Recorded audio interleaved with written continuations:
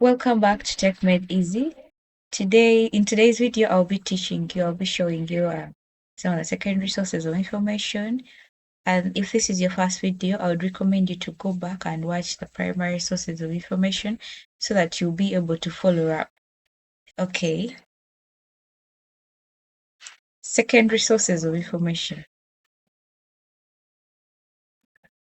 What are secondary sources of information? They are those that analyze, interpret, or comment on primary sources. Remember, in our last video, I said that the primary sources are the first hand. They are direct sources of information. They are taken at the time of the event.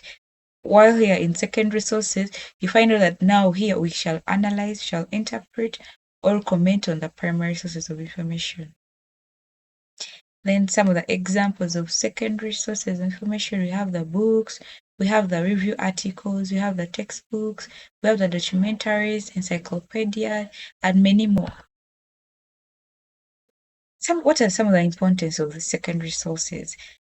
We realize that they are important in the same aspects as the same in the primary sources, but then the difference comes in the explanation.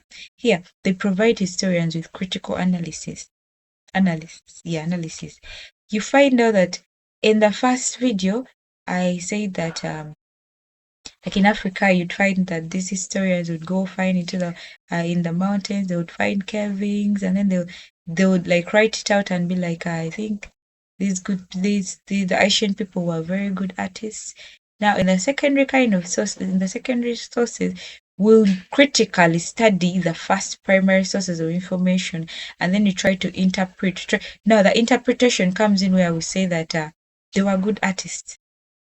They were this kind. They lived this way of life. That's the You try to interpret what the primary sources are, what they mean. Then they're used in literature. They're used to enhance scientific research. They're used in social sciences. So enhancing scientific research is like when some of these teachers, science teachers, go and learn, and maybe read on the primary sources of information, like the lab reports by the specific scientists who might have discovered something. So they will try to read it, analyze it, try to prove it, try to comment about it, and then later on they retrieve, they write a clearer and a more explanatory kind of work so that the learners or other people who would love to read about it may understand. So in secondary sources of information, we find out that we put more emphasis on the primary source of information. We put more emphasis on trying to learn what primary source of information was trying to tell us. We try to comment, we try to sieve, something like that.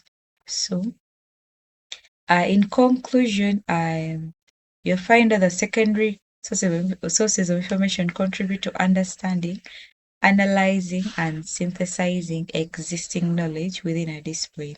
A discipline can be literature, in the history world, in the science world. Those are the different kinds of discipline. So in this video, I hope you've learned the secondary sources of information. And if you've been following the two videos where I talked about the two different types of information, I believe you now know the differences between the two sources of information. And I know that you can now see that both the two sources of information work hand in hand. Okay, so I wish you all the best in this course as we continue to learn. In the next video, I'll be telling you more about about citation, plagiarism, and the different kinds of the different skills that you have to learn during this course of information literacy. So I wish you the very best. Thank you. Don't forget to like, share, and subscribe.